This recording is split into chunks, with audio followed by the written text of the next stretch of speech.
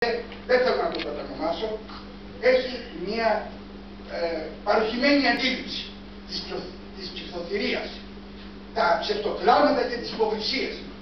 Βρέθηκαν πολλές φορές και δεν το ξέρουμε αυτό το μάθημα. Τι ήρθε. Και κάποια στιγμή λέγει από αυτά δεν ξέρεις κανένα σταυρό. Λοιπόν, παρακαλώ να μην φτάσουμε σε αυτό το σημείο. Και μου κλαίνε δηλαδή να τις διώχνω, να τις στέλνω. Όχι, δεν σας είπα εγώ αυτό το πράγμα. Άλλοι πήγανε και εσείς έχετε αποκτήσει την ευαισθησία και σας βλέπω και δακρύζετε και σας καταλαβαίνω. Αλλά εμείς δεν δακρύζουμε, κλαίμε μέσα στην ψυχή μας. Και όταν μας έρθει η οργή, τότε κάποια στιγμή δεν ελέγχουμε. Μήπως δεν ελέγξουμε την κατάσταση. Και τότε θα λυπηθείτε και για μένα και για τον που θα υποστεί τις συνέπειες. Προειδοποιώ να μην ξαναενοχληθώ για τέτοια θέματα και εσείς κύριε Μπουγά να προσέξετε. Το θέμα είναι πάρα πολύ σοβαρό.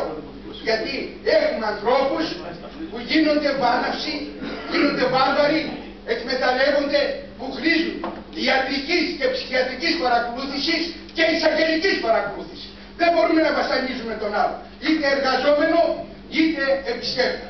Σταματάω εδώ, είναι σοβαρά τα θέματα, να μην τα παίρνουμε πολύ ψηλά. Πολύ επιστόλια, επιδερμικά. Εσείς είστε γιατρός και γνωρίζετε. Θυμάστε που ήρθατε στο σπίτι μου, είδατε τη γυναίκα μου, είπατε ότι είναι εντάξει, αλλά εγώ την έχασα.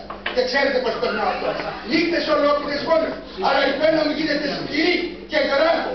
Και προσέξτε τον Δήμο που τον λέμε ότι είναι πρώτος, να μην μετατραπεί σε Δήμος βρενοκομείου ή Δήμος που κάνει εγκλήματα. Δεν θέλω να μιλήσω, πρέπει να είμαστε πιο προσεκτικοί.